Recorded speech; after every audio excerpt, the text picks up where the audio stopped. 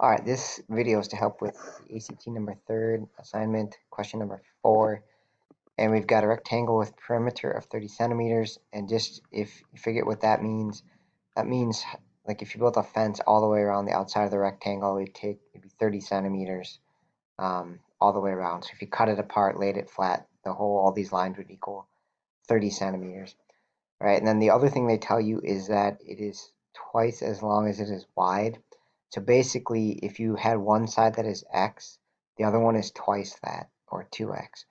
Say if this one is 10, this one would be 20. If this one is 5, it'd be 10, right? So the general form of that is x and 2x, okay? And then similarly, the side across from it, this would also be x, and that one would be 2x because the sides across from each other are equal in a rectangle.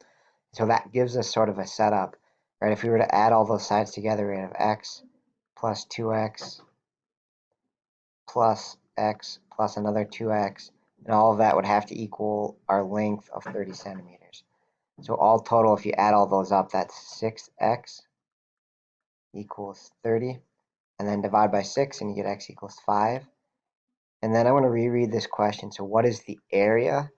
All right, so we're still not done yet. We found x to be 5, which means our dimensions are 5 and twice that, 5 and 10.